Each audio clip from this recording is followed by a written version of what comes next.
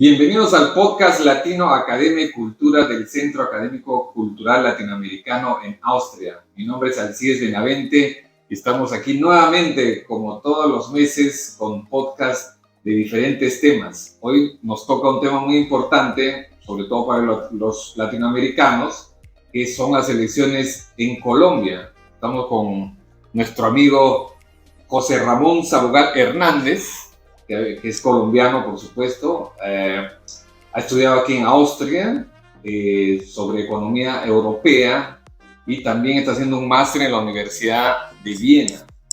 Él nos va a comentar un poco de su punto de vista desde aquí y también es miembro, de una iniciativa sobre la diáspora colombiana aquí en Austria. Nos va a contar en qué temas están trabajando aquí sobre la diáspora colombiana. Y por supuesto, hoy día nos vamos a conversar un poquito sobre las últimas elecciones que han habido en Colombia. Va a haber ahora la segunda ronda, que va a ser el 19. El 19, sí. Bueno, bienvenido, José Ramón. Muchísimas gracias. Esto sigue siendo una gran iniciativa. Soy fanático, tengo que decirlo, soy fanático de los podcasts. Y bueno, gracias por darnos la oportunidad de expresar un poco la opinión de los colombianos en el exterior. Eso, José. ¿Nos podrías comentar un poquito desde tu punto de vista cómo has visto las últimas elecciones en Colombia? Han sido un poco atípicas porque en realidad había uno de los candidatos que ni siquiera ha querido estar presente también en los debates políticos. Hay un candidato de la izquierda que en realidad ha ganado las elecciones, pero no ha tenido los suficientes votos para ganar, para tener la mayoría. Y por eso se van a dar la segunda vuelta. Y bueno, es atípico porque más de 60 años ha habido este intercambio de poder entre los conservadores y los liberales. ¿Cómo tú has vivido esta experiencia desde aquí y como colombiano y por supuesto que estás en contacto con tu familia, leyendo los periódicos, tanto los periódicos de tu país como a nivel internacional? Cuéntanos un poquito para conocer. Bueno, contando un poco sobre la experiencia que tiene uno como extranjero, colombiano más que todo en Austria, a nivel mundial, por ponerle un nombre, la mayor fuente de información que uno tiene sigue siendo las redes sociales, siguen siendo las revistas online, siguen siendo pues las conversaciones con los familiares, y creo que eso pues, por más que uno quiera negarlo, siempre tiene un nivel de subjetividad que, quiéralo o no, siempre le va a dar una opinión, ¿cierto? Tendiendo a un lado o al otro. Nunca va a ser una opinión objetiva. Y eso, pues, ya que lo mencionas, me gustaría también hacer un hincapié en eso, pues la diáspora colombiana, que es la iniciativa que mencionaste, queremos exactamente hacer eso, presentar una opinión objetiva a los colombianos en el exterior, más que todo en Austria, pero también a la sociedad austríaca sobre cómo se está desarrollando todo este tema en Colombia. Entonces, pues, hemos visto a través de las redes cómo los colombianos pues muestran un interés por todos estos temas, sobre cómo se está desarrollando las elecciones, cuáles son las opiniones, las propuestas que tienen cada uno de los candidatos y a ver cuál va a ser al final la decisión que toma el país, que son 20 millones en Colombia que son hábiles para votar y 5 millones en el exterior que tienen la posibilidad de dar su opinión. Sigue siendo algo muy... No solo su opinión, sino su voto, o sea, expresando su opinión a través del voto, es lo que quiero decir. Y sinceramente se nota como lo has dicho, es una elección muy atípica, donde candidatos presentan propuestas pero no se discuten las propuestas. Donde hay un candidato, los dos candidatos en estos momentos no representan ningún partido tradicional como se conocen hoy en día, pero siguen siendo apoyados por esto. Entonces hay una dinámica muy interesante en Colombia hoy en día, donde los partidos, se vio en las elecciones del Congreso, los partidos tradicionales perdieron las elecciones. En las urnas se notó el descontento de la población a través del estallido social, que ya comenzó en el 2019, a través de la pandemia tuvo que pararla, pero en 2021 volvió a estallar, donde tuvimos manifestaciones durante 2-3 meses. ¿Y cuáles han sido los temas más preponderantes para este estallido social? Ha sido, comenzó como tal con la reforma tributaria que lo propuso la actual administración, el actual gobierno, y a través de eso también vino la reforma a la salud, Y bueno, fueron unas ciertas reformas que el pueblo de alguna otra manera no las quiso aceptar. Y bueno, esto ha sido siempre una base, un fundamento para muchos partidos también poder ganar un cierto electorado que, bueno, se ha manifestado, como te decía, en el Congreso y ahora también en estas elecciones presidenciales. Pero lo que quiero preguntarte es, en estos últimos años, ¿por qué la población quiere cambiar de rumbo? O sea, ya no quiere saber nada con estos partidos tradicionales. El otro candidato, Rodolfo Hernández, Sí. Ese es el que más ha atribuido el fracaso de todo el establishment, y que termine, y hay mucha corrupción. Entonces, el gran tema es la corrupción. Sí, sí, o sea, no es solo la corrupción es el fundamento para todo el resto de los temas que no se han venido desarrollando de acuerdo a la opinión pública como se deberían venir desarrollando. No hay un nivel de equidad en toda la población y no se está repartiendo, no hay una distribución equitativa en toda la población. Lo que significa, durante la pandemia se vio que muchas de las grandes empresas, los grandes bancos, fueron los que recibieron las ayudas financieras y las ayudas estatales. Fueron los que recibieron todos estos apoyos para poder mantenerse a flote. Y donde se han cerrado muchas empresas en Colombia y otra vez a través de eso se generó mucho desempleo.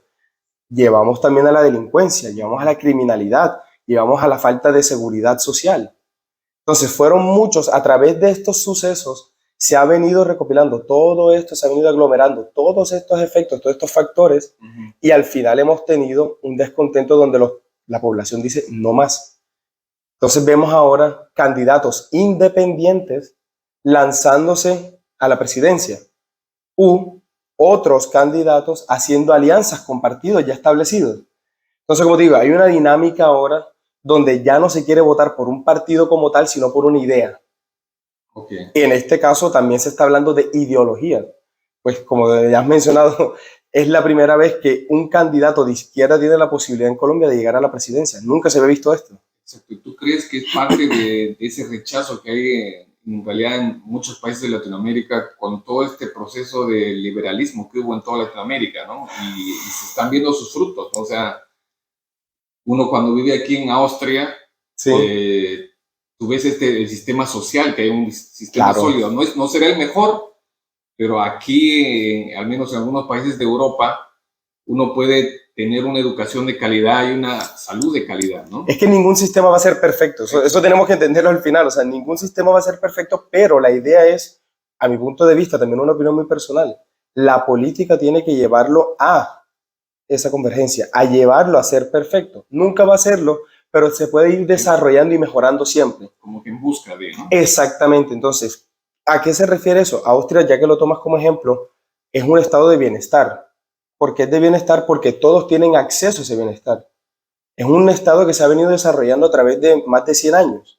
Viena es la ciudad con la mejor calidad de vida. ¿Por qué llegó a eso? Porque incluyó a toda la población dentro de los programas sociales. ¿Cierto? Que se pagan muchos impuestos. Creo que todo el mundo siempre va a decir que se pagan muchos impuestos, pero se notan los impuestos. Donde llegamos otra vez al punto de la corrupción. Sí. Eso es lo que en Latinoamérica es lo que nos está hundiendo todavía.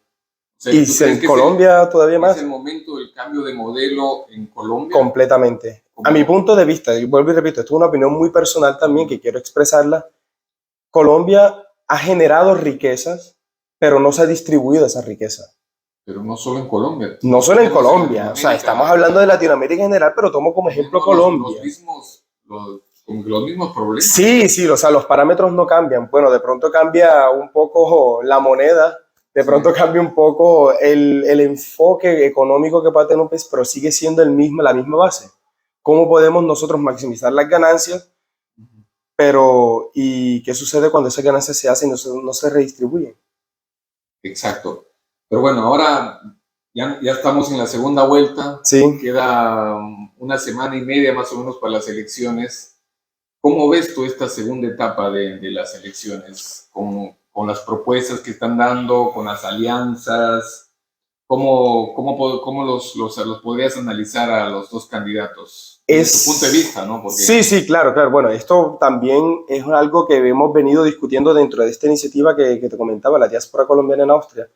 Los jóvenes nosotros estamos viendo, como te decía, cómo se está manejando todo el tema en las redes sociales.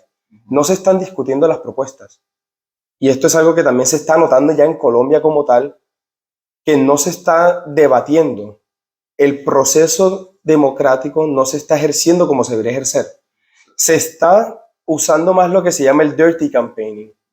Que bueno, es el nombre que se le da en inglés a todo este tipo de movidas que se tienen de yo busco cómo dañarte tu imagen como candidato, sean con ataques personales. Hemos visto en esta semana casos de infiltraciones a campañas, al igual que, bueno, ciertos candidatos han dicho, quieren atentar contra mi vida. Entonces, como que están jugando con la opinión pública a través de los medios de comunicación y qué es lo que de verdad se viraliza. Sí. Y a través de eso generar miedo, generar emociones, despertar ciertos intereses. No sé sinceramente dónde pueda terminar esto, porque hay que ser sincero. En el extranjero se vota durante una semana entera. En Colombia se vota solo un día. Entonces, muchos votos se van a definir en lo último. Claro, y bueno, ahora vemos también muchos países en Latinoamérica, en el mundo, que las campañas están, vemos un candidato en Colombia desde el TikTok, Instagram, o sea, pero ¿dónde está el debate de las ideas? Eso es lo que nos hace falta como población, exigir eso. No dejarnos llevar simplemente por lo que sale en las noticias, no dejarnos llevar solamente lo que sale en las redes sociales, sino exigir. Necesitamos escuchar las propuestas, necesitamos escuchar cuáles son tus ideas y a dónde nos quieres llevar, como por ponerle la cabeza del Estado. Exacto. Yo lo que he podido un poco estar viendo estas últimas semanas es de que quieren hacer algo, como el tema que te dije ahora sobre la corrupción. Sí, todos son corruptos, que se vayan todos. Claro. Pero, o sea, el tema de corrupción, como muchos temas, la pobreza, no sé, la desigualdad, son temas que están en todo el sistema, ¿no? Sí, sí, sí. Entonces, no es solo decir hay que cambiar eso, sino hay que debatir cómo se va a hacer y a ver si es viable, ¿no? No, la corrupción siempre ha sido un tema en todas las campañas políticas, en Latinoamérica podría decirlo. En Colombia siempre se trata el tema de la corrupción. Todos quieren combatir la corrupción, pero siguen teniendo... Pena de muerte, ¿no? Sí, o sea, hay candidatos que han propuesto eso, que han tenido esa idea y la han lanzado al escarnio público, pero bueno, la estructura sigue siendo la misma. El sistema sigue funcionando de la misma manera y bueno, se han establecido ciertos parámetros para reducirlo, pero por ejemplo, haciendo un poco del análisis e investigando un poco sobre el tema de la corrupción, simplemente desde 2016 a 2020 se estima que alrededor de 92 billones de pesos se han perdido a través de la corrupción. Teniendo en cuenta, por ejemplo, el presupuesto de la educación es de 40 billones de pesos. O sea, estamos hablando que en 4 años se ha perdido más que lo que de verdad se invierte. Bueno, sí, la corrupción en realidad es un problema endémico, no es un problema... No es algo puntual, es algo que de verdad está parando el desarrollo. Y me gusta pues usar una terminología que sería no llamar a Colombia país de tercer mundo, pero un país en desarrollo, y ese desarrollo hay que mantenerlo para poder ser un país desarrollado. Exacto. Y no podemos nosotros pretender que simplemente con invertir en ciertos programas ya se está disipando la corrupción. No, se tiene que combatir y a la misma vez invertir. Entonces, pues eso es algo que falta un poco también en las propuestas y en el proceso dialéctico que se está teniendo en Colombia con respecto a las elecciones presidenciales. No hay una propuesta concreta, dicen. Exacto. Tenemos que meterlos presos. Y eso es lo que te quería preguntar un poquito, si podrías describir de las mejores propuestas de Gustavo Petro o Rodolfo Hernández, ¿cómo los ves a los dos candidatos? ¿Cuáles son sus mejores propuestas de ellos? O sea, es un tema un poco difícil de entenderlo porque cada quien tiene su punto de vista dentro del programa de gobierno que están proponiendo. Gustavo Petro dice que él quiere combatir, bueno, ha venido combatiendo según su carrera política, ha venido combatiendo lo que vendría siendo toda la política corrupta en Colombia desde hace años. Entonces él está diciendo, queremos seguir investigando, queremos seguir sacando todo lo que se ha venido gestando durante todos estos gobiernos para mostrar cuál ha sido la falencia. Rodolfo Hernández está diciendo, tenemos que atacarlos. Tenemos que combatir la estructura, tenemos que disminuir el gasto público para así nosotros también tener un poco más de control dentro del Estado como tal. Tenemos que comenzar a disminuir los sueldos para poder dar también incentivos de que se trabaje mejor. O sea, son unas ideas un poco distintas a lo que se ha venido escuchando hoy en día, apelando, no quisiera decirlo, pero apelando un poco más a la emoción que de verdad a lo factible de todas esas propuestas. Exacto, ¿no? Pero bueno, esos son propuestas que en toda Latinoamérica siempre funcionan, ¿no? Y a lo que llamamos que es el populismo, ¿no? O claro, sea, claro. Darle a la gente lo que quieren escuchar. Lo que ¿no? quieren escuchar. Eso es lo que, sinceramente, eso lo he visto por parte de las dos propuestas. Están dando propuestas muy personales, intentando aludir al quiero que tú vengas conmigo y juntos trabajemos, pero al final sí son factibles, sí son posibles de realizarse, o son simplemente una idea que estoy tirando al medio y a ver cómo funciona, a ver si de verdad cuela y si no cuela, pues... Exacto. Entonces, bueno, nosotros estaremos siguiendo este proceso, siempre estamos interesados en lo que está pasando en Latinoamérica. Claro. Y de repente quisieras dar un último mensaje a tus connacionales. Pues no, personalmente. Porque ya lo dijiste, ¿no? Algunas cosas como que analice un poco, pero de repente quieres compartir de repente tu punto de vista, qué es lo que deberían hacer la gente ahora para dar un voto consciente, ¿no? Bueno, apelando un poco a la colombianidad en el exterior, es necesario salir un poco de las redes sociales e investigar. No es fácil, sobre todo cuando no se tienen fuentes verídicas, pero es necesario. Es necesario crearse una opinión objetiva y votar a conciencia. No tiene que ser por un candidato ni por otro, tiene que ser como a uno le parezca y con lo que uno piense que es lo mejor para el país. Estamos hablando que en estas elecciones ha sido una de las mayores votaciones en toda la historia de Colombia. Según tengo entendido, ha sido un 55% de la participación de todos los votantes hábiles en el país. O sea, estamos hablando de algo histórico donde toda la opinión pública se está centrando en las elecciones. Nunca antes había habido tanta información al respecto. Vamos a usar esa información. Vamos a usar esa información para sacar adelante el país.